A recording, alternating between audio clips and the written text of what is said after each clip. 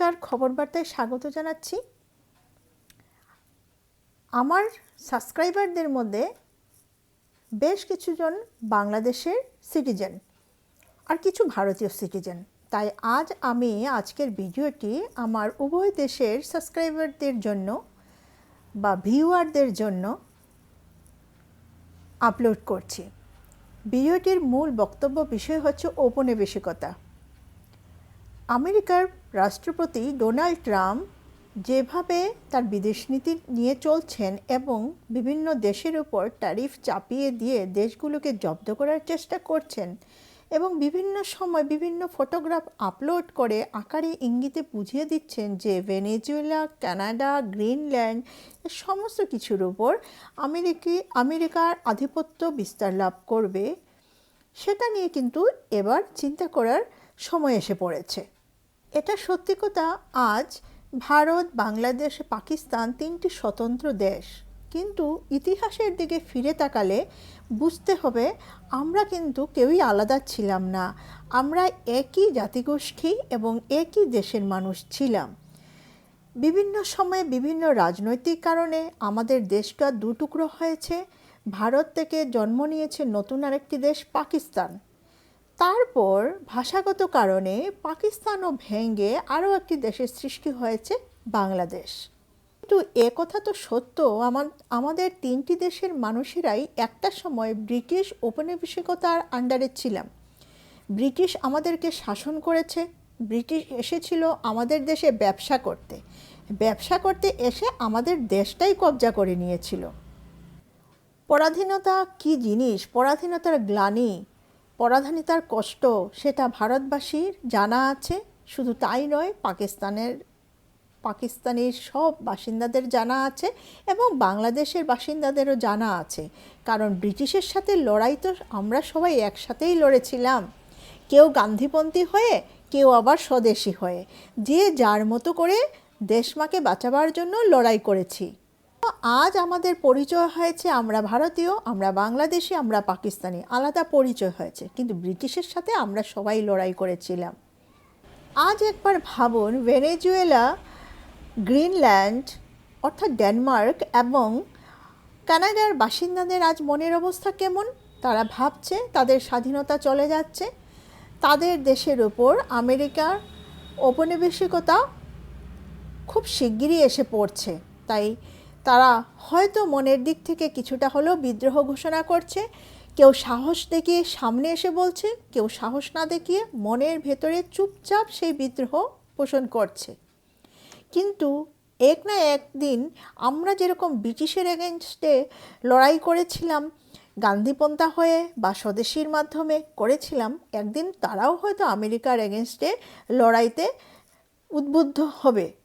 আর বলি, আজকের এই ভিডিওটির মূল বিষয়বস্তুটা কী।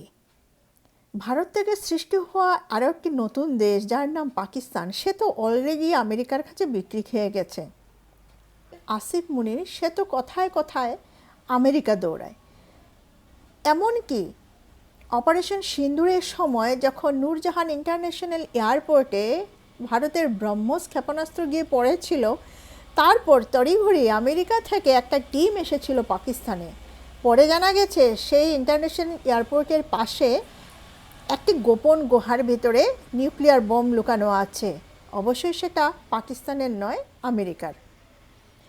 এতদিন যা জিনিস লুকানো ছিল অপারেশন সিন্দুরের পর, সেটা একদম ওপেন সিক্রেট হয়ে গেল, আর কিছু লুকানো নেই। সো আজ যেভাবে ভেনেজুয়েলা এবং কানাডা বা গ্রিনল্যান্ডের অবস্থা, হয়তো খুব শিগগির একদিন পাকিস্তানেরও সেই অবস্থা হবে। তবে পাকিস্তান তো অনেক আগে থেকেই আমেরিকার কাছে সারেন্ডার করে বসে আছে। হয়তো পাকিস্তানের অবস্থাটা ঠিক গ্রিনল্যান্ডের মতো না হয়ে আরেকটু অন্যরকম হতে পারে। আগেই পাকিস্তান সারেন্ডার করে দিতে পারে, হ্যাঁ আসো আমেরিকা আসো, আমাদের দেশ তোমরা ব্যবহার করতে পারো, আমাদের কোনো আপত্তি নেই বলে সে আগেই সারেন্ডার করতে পারে।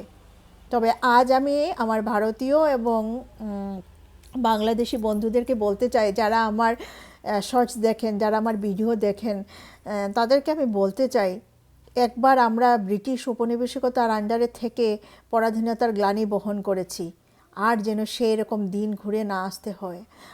আমরা জীবনটা অনেক দূর এগিয়ে এসছে, কিন্তু আমাদের নিউ জেনারেশন যেন সেই পরাধীনতার গ্লানি আর বহন করতে না লাগে।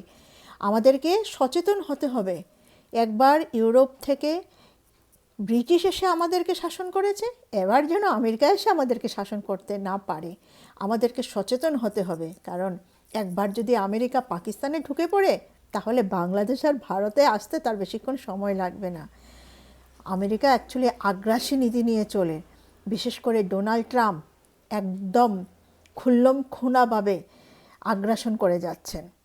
ইউরোপের একজন নেতা বলেছেন ডোনাল্ড ট্রাম্প নাকি ইন্টারন্যাশনাল গ্যাংস্টার। হয়তো কথাটা তাই, যদিও একজন দেশের রাষ্ট্রপ্রধানকে নিয়ে এ ধরনের মন্তব্য করা আমার মতন একজন সাধারণ মানুষের করা উচিত হচ্ছে না, কিন্তু যেহেতু আমি নেট মাধ্যমে এই কথাটা শুনতে পেয়েছি, তাই আমিও বলছি।